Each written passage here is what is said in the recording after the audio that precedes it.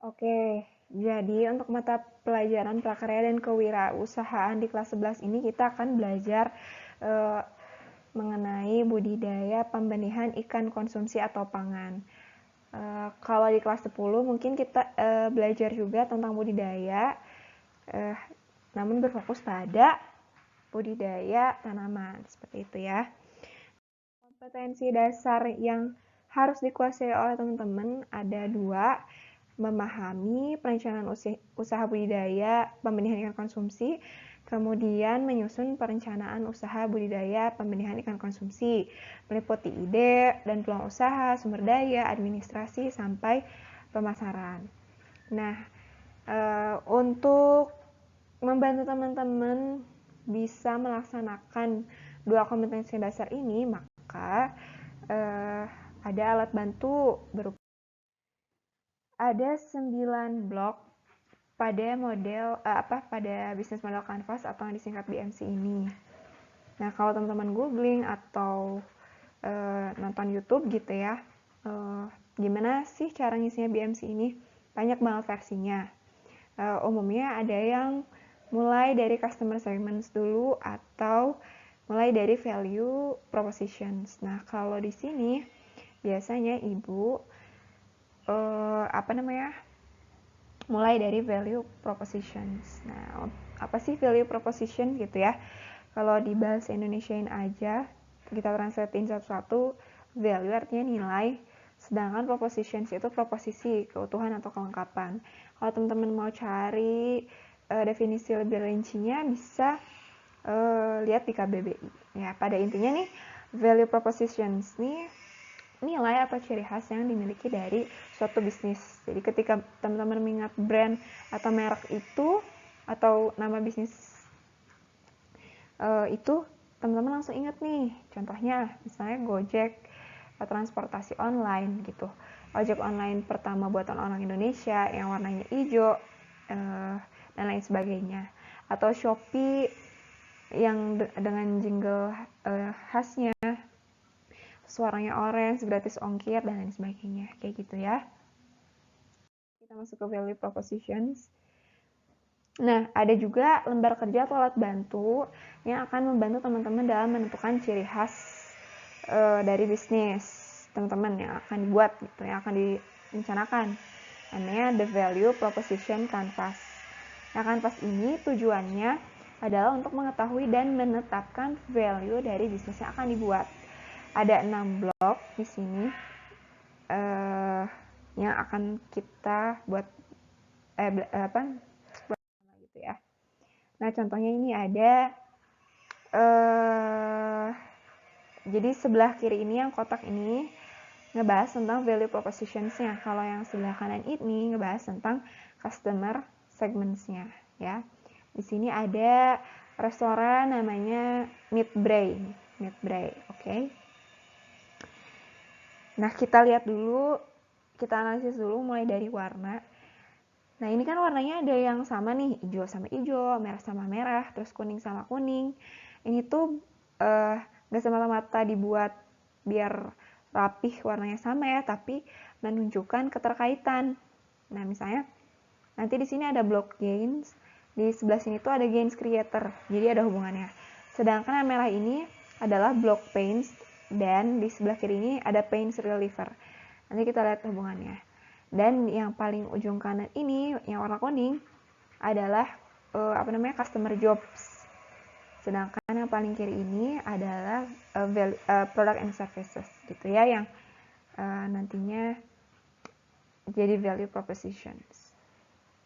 Nah, untuk lebihnya teman-teman bisa lihat contoh yang ini. Misalnya ada taksi smartphone application. Ini bisnis yang akan dibuat ceritanya gitu ya, contohnya. Misalnya customer jobs-nya apa? Di sini ada call taxi, find taxi, give direction, pay, dan lain sebagainya. Terus yang ini ada save time. Kalau pokoknya kita nanti belajar deh gimana keterkaitannya ya, biar gak diulang-ulang lagi. Nah, yang pertama ada Tentukan customer nih, customernya ditentukan dulu.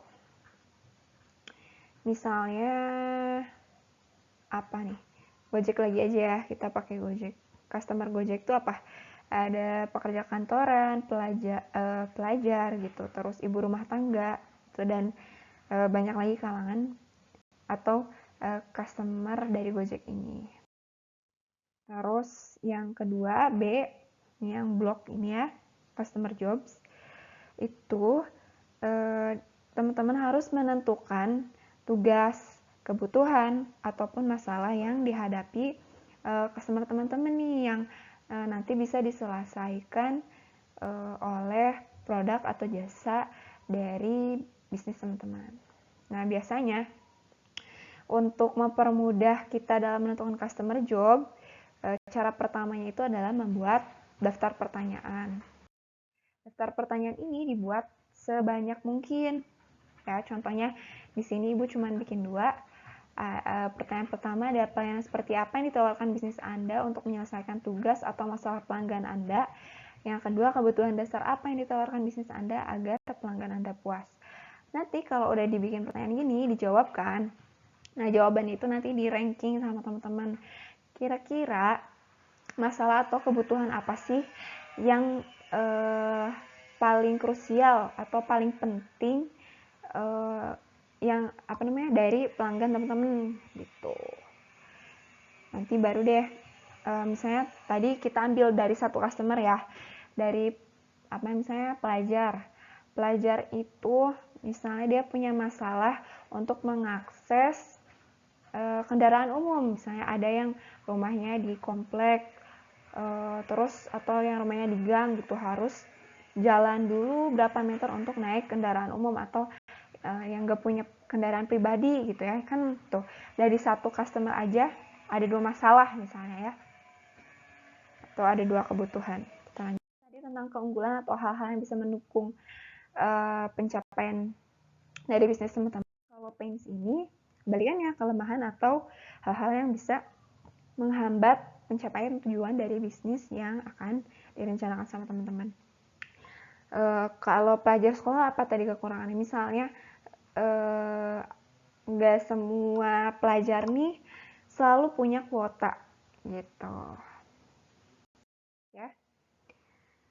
Terus yang kelima ada gain creators.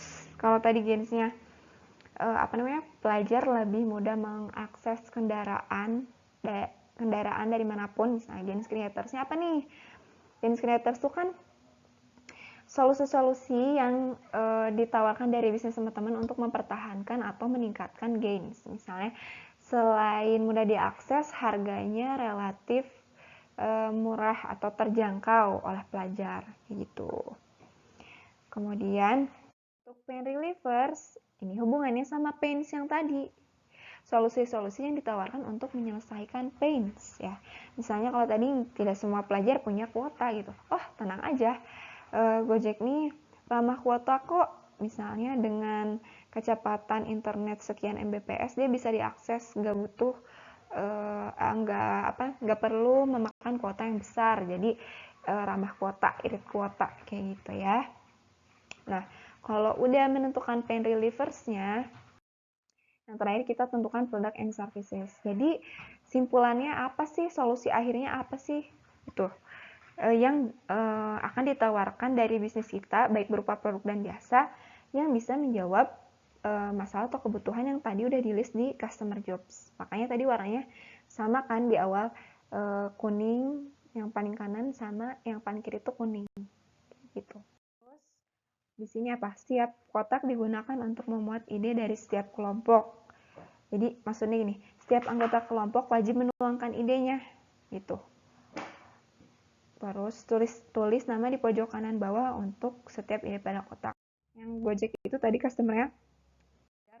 Berarti nanti di customer jobs-nya juga teman-teman tulis masalah sama kebutuhan pelajar. Kalau misalnya tadi Ibu nentuin misal ada 2 masalah yang dihadapi pelajar, sulit mengakses kendaraan umum, sama apalagi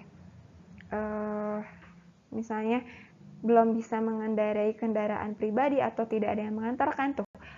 dari satu orang aja bisa ngasih 3 ide gitu. Berlaku juga buat gains, pains, gain creators, dan pain relievers. Nah, untuk product and service itu bisa didiskusikan atau suaranya itu sama satu kelompok, karena nanti yang akan menjadi value proposition gitu ya. Karena kan tadi kalau kita baca lagi apa itu product and service adalah simpulan dari solusi yang telah kita tentukan di sebelah kanan. Nah, gitu aja mengenai materi value proposition. Maaf kalau ada kurangnya, semoga teman-teman bisa ngerti. Nanti video simulasinya bisa Ibu ilustrasikan di gambar terpisah dari video ini ya. Assalamualaikum warahmatullahi wabarakatuh.